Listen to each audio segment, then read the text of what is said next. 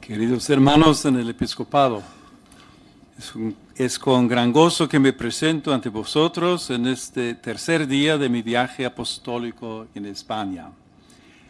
Después de saludar a los representantes políticos que me han recibido en el Parlamento, me gustaría ahora aprovechar estos momentos juntos para reavivar la comunión tal y como Jesús aconsejaba a sus apóstoles. Agradezco al señor Argüello las amables palabras que como presidente de la conferencia, en nombre de todos, me ha dirigido. Espero que las mías puedan confluir en ese diálogo, en el espíritu, que supone acoger todo lo bueno que el Señor nos dice a través del hermano.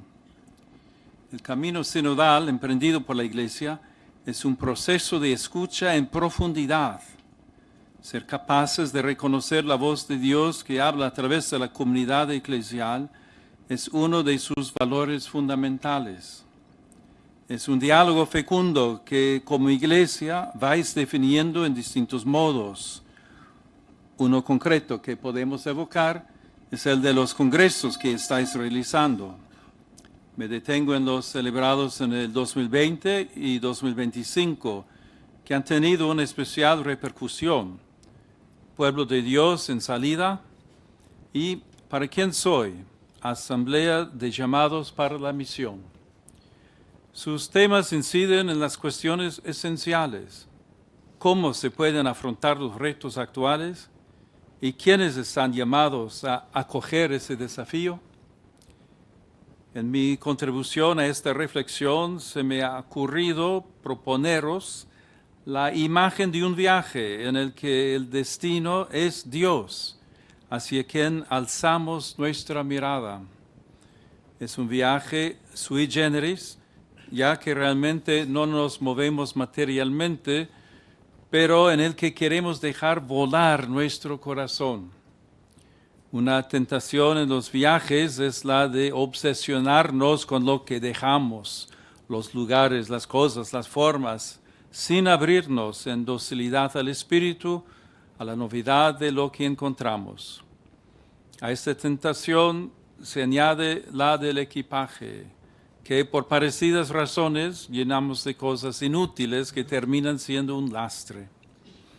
Por otro lado, no conviene tampoco olvidar algo que aprendemos de las vicisitudes de tantos emigrantes.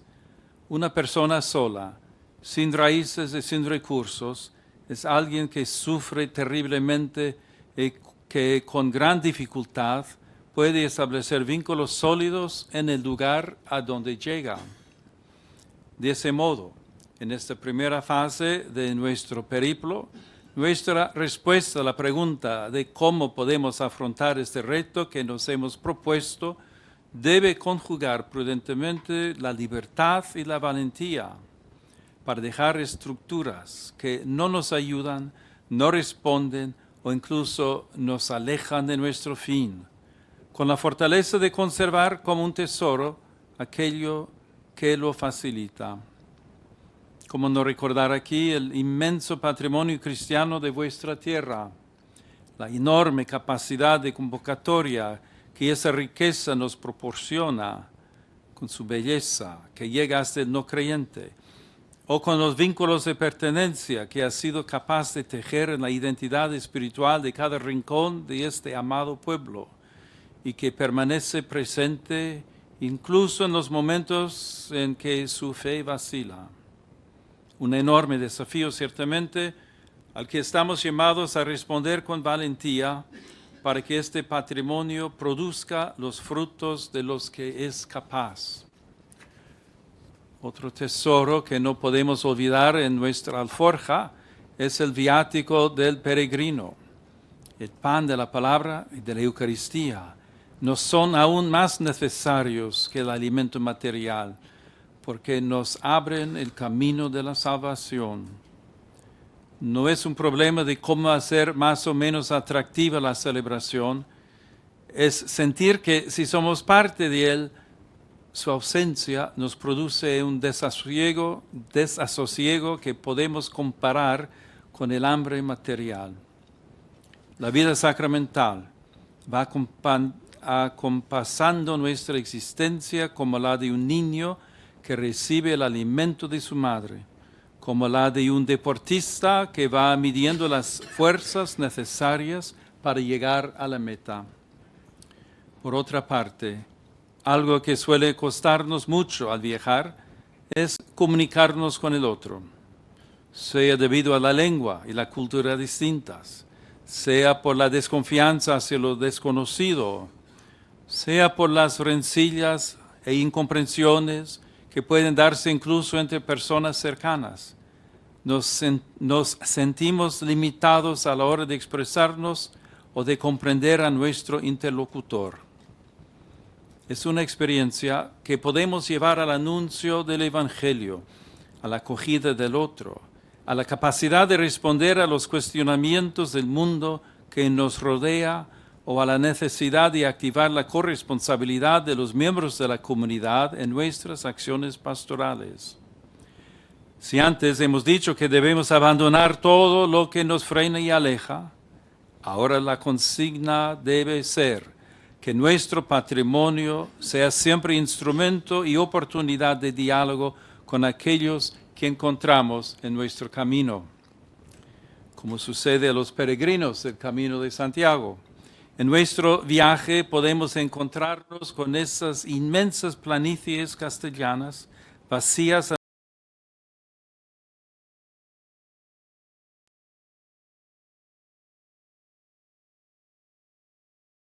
ser una metáfora de muchas situaciones sociales que por desgracia se perciben en algunas de vuestras realidades eclesiales.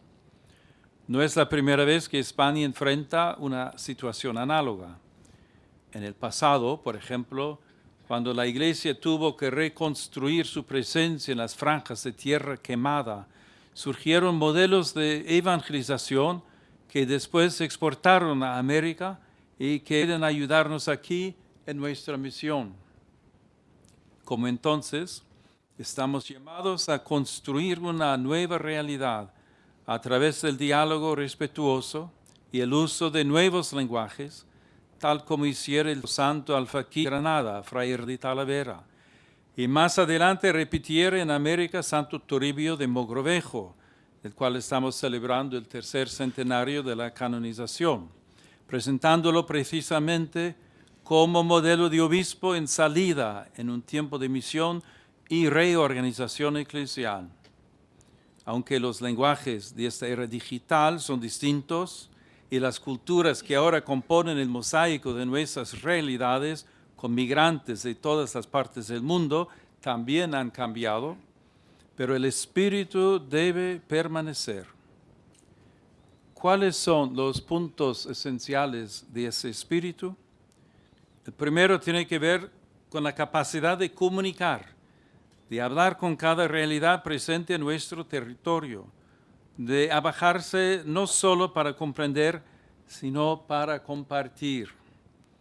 Solo sobre la base de poner en común todo lo bueno que hay en el propio patrimonio, aportando cada uno su granito de arena, podremos edificar una realidad nueva en la que la fe pueda hundir raíces profundas. Para ello, lógicamente, hay que comenzar por aprender el lenguaje del otro, iniciar procesos e ir tejiendo vínculos donde poder sembrar la semilla del reino.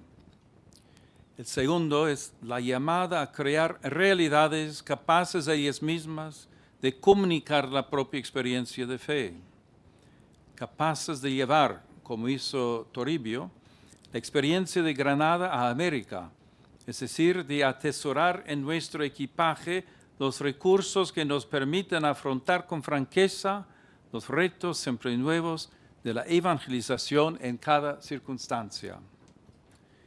Después de las llanuras desiertas, encontraremos también grandes ciudades. En ellas el silencio y la lejanía no son especiales, sino íntimos. No son espaciales, sino íntimos. Las respuestas serán distintas, pero los procesos para llegar hasta ellas, análogos. Escucha, comprensión, respeto, generosidad y franqueza. Los peregrinos suelen salir de noche y muchas veces esa oscuridad inicial del camino puede asustarlos. Podríamos evocar el himno de vísperas. La noche es tiempo de salvación, para decir que si vamos en buena compañía, las dificultades del caminar y el peligro de extraviarse se reducen. Es el Señor quien nos conduce. Él es el dueño de la historia y cada una de nuestras historias. Él determina los tiempos. Nosotros caminamos tras de Él, más aún, caminamos con Él como miembros de un solo cuerpo. Ese vínculo profundo exige a la Iglesia en este tiempo de polarizaciones y contraposiciones cada vez más duras, un testimonio de unidad en la pluralidad, una comunión capaz de acoger la riqueza de los dones, de los carismas, de las sensibilidades que el Espíritu Santo suscita en el pueblo de Dios. La imagen de Cristo se deja reconocer en el mosaico vivo de la Iglesia, donde muchas teselas, sin confundirse, convergen para manifestar la belleza del único Señor. En esta tarea, el ministerio del obispo asume una responsabilidad peculiar. Estamos llamados a ser principio visible de comunión, en primer lugar, de la comunión con Cristo, custodiando con amor la fe recibida, en docilidad a la palabra de Dios y a la tradición viva de la Iglesia. Después, en la comunión con el sucesor de Pedro y con la Iglesia universal, con el presbiterio y con la propia comunidad diocesana, con la vida consagrada, con los movimientos, con las asociaciones y con cada carisma auténtico que el Espíritu dona para la edificación común. Vuestra misión os reclama custodiar la unidad, favorecer el diálogo, sanar las fracturas y acompañar el camino del pueblo encomendado a vuestro cuidado. La comunión vivida de ese modo posee también una fuerza misionera. Una iglesia reconciliada por dentro puede hablar con mayor libertad a los hermanos de otras confesiones cristianas y de otras religiones, a los que no creen, a las autoridades civiles y a todos los hombres de buena voluntad que trabajan por el bien común. Esta llamada a ser signo de comunión en Cristo, caminando en unidad y tendiendo nuestra mano al hermano que encontramos, nos pone delante de otro desafío que toca hoy el corazón de muchos: la dificultad de asumir compromisos definitivos y de tomar decisiones vitales profundas. En tantos jóvenes, y no solo en ellos, la pregunta ¿para quién soy? Resuena como una búsqueda sincera de sentido, de pertenencia y de don. El corazón humano no se colma acumulando experiencias, posibilidades o seguridades provisorias. Se colma cuando descubre una llamada, cuando comprende que la vida llega a plenitud solo si es donada. Por eso, la pastoral vocacional no puede reducirse a una simple búsqueda de números. Esta nace de comunidades vivas, de sacerdotes felices, de familias capaces de testimoniar la belleza de la fidelidad, de una iglesia que sabe mostrar su sencillez, que seguir a Cristo no empobrece la existencia, sino que la expande, donde el Evangelio es vivido con alegría, servicio y comunión. También la llamada del Señor puede ser nuevamente escuchada como promesa de vida. Antes hemos hablado de equipajes cargados y los peregrinos del Camino de Santiago saben bien que en la mochila debe cargarse solo lo esencial. Como en reiteradas ocasiones propuso el Papa Francisco, en el actual contexto vocacional, es necesario decir que la conservación de estructuras no puede prevalecer sobre el bien de la vocación. Los seminaristas tienen derecho a la mejor formación posible y la Iglesia, por su parte, tiene derecho a sacerdotes bien formados.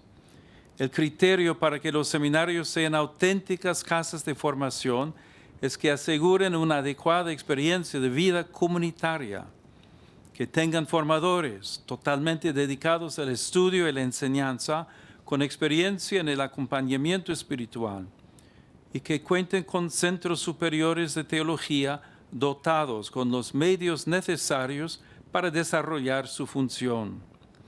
Para ello es imprescindible, además de aunar fuerzas, aprender a trabajar juntos en la gestión de estos desafíos.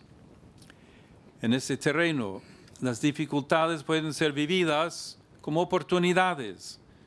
A veces nos resulta difícil presentar la vocación de los laicos y su integración en este viaje de vida que como iglesia estamos realizando.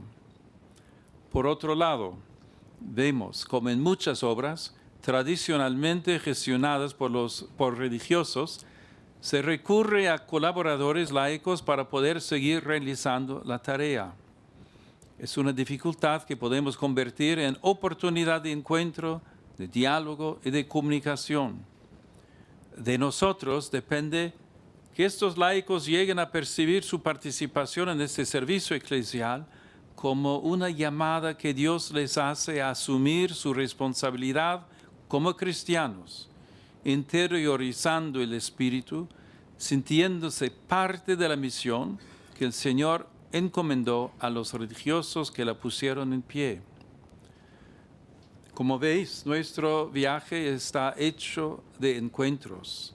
En ellos no faltarán los que viven momentos de oscuridad y nos reclaman que nos hagamos para ellos samaritanos. Uno de los más dolorosos es con aquellos que han sido heridos precisamente por quienes debían cuidarlos, incluso por miembros del clero. Ante esta plaga, la comunidad eclesial está llamada a responder con la escucha, la verdad, la justicia, la reparación y un compromiso cada vez más decidido en la prevención y la cultura del cuidado. Cada persona herida debe poder encontrar escucha sincera, acogida, protección y caminos reales de sanación. Esta misma lógica vale también para los desafíos de un mundo secularizado. Muchos hombres y mujeres de nuestro tiempo no rechazan simplemente a Dios. Muchas veces llevan en el corazón una sed profunda de sentido, de verdad, de pertenencia, de esperanza, incluso cuando no saben darle un nombre. La Iglesia está llamada a reconocer estos anhelos, a escucharlos con respeto y a ofrecer, como Pedro y Juan, al paralítico junto a la puerta del templo, el tesoro que les ha sido confiado. Jesucristo, en cuyo nombre el hombre puede levantarse y caminar. También cuando colabora con otras instituciones religiosas o civiles, incluso cuando ofrece ayuda material, educación, asistencia o promoción humana, la Iglesia no deja nunca de ofrecer lo que le es propio, el amor de Dios revelado en Cristo. Ese mensaje cala en la sociedad, que no duda de manifestar su aprecio por muchas de estas obras. Así, cada gesto de caridad cristiana que nace del Evangelio lleva en sí una promesa más grande: restituir a la persona el convencimiento de ser amado. En nuestro viaje recorremos aquella que San Juan Pablo II quiso llamar Tierra de María. En la Santísima Virgen tenéis a vuestra primera compañera de camino y vuestro principal tesoro, pues ella nos muestra con su vida cómo acoger la palabra y custodiarla en el corazón, cómo acompañar en este itinerario a los discípulos y permanecer presente en el camino de la Iglesia como madre de comunión y de esperanza. A ella encomiendo vuestro ministerio, para que os ayude a ser, en medio del pueblo que tenéis confiado, esa levadura escondida de la que habla el Evangelio, pequeña a los ojos del mundo, pero capaz, cuando permanece unida a Cristo, de hacer fermentar la masa. La fuerza de la Iglesia no nace de la grandeza de los medios, sino de la santidad de sus hijos, de la comunión de sus pastores, de la fidelidad humilde y perseverante de quien se deja guiar por el Espíritu. En este camino os acompaña también San Juan de Ávila, patrono del clero español, en este año en el que recordamos el 5º centenario de la ordenación presbiteral. San Pablo VI lo definió un maestro de vida espiritual benévolo y sabio, un renovador ejemplar de la vida eclesiástica y de las costumbres cristianas, y al mismo tiempo un simple sacerdote. En este santo doctor, la Iglesia reconoce la vida sacerdotal que cada obispo está llamado a custodiar y a hacer crecer en el propio presbiterio. Mirándole a él, pienso en aquellos que son los más cercanos compañeros de los obispos en este viaje, en esos simples sacerdotes, en el sentido más alto y más exigente del término. Nuestro caminar con ellos debería transmitir el valor de esa esencia, ser presbíteros enamorados de Cristo, radicados en la oración, fieles a la Iglesia, cercanos al pueblo y capaces de unir doctrina sólida, celo apostólico y caridad pastoral. Presbíteros que encuentren en el obispo no solo una autoridad reconocida, sino un padre que les acompaña. Y en nosotros, sacerdotes hermanos, con los que compartir las fatigas y las alegrías de esta peregrinación llena de encuentros, en la que todos buscamos a Cristo. Concluyamos este periplo espiritual con una oración del Santo Doctor que nos recuerda que cada renovación eclesial nace de un corazón configurado con Cristo. Si me mandáis, Señor, a hacer lo que vos hicisteis, dadme vuestro corazón. Sea esta también nuestra súplica. Señor, danos tu corazón. Un corazón capaz de alzar la mirada hacia ti, de ponerse en camino, de escuchar, de discernir, de servir, de corregir con caridad, de atender con paciencia y de anunciar con alegría. Porque la Iglesia que recibe el corazón de Cristo lleva consigo la columna de fuego que la guía, la sostiene, la defiende y la conforta, el equipaje necesario para afrontar cualquier reto. Que Dios os bendiga. Muchas gracias.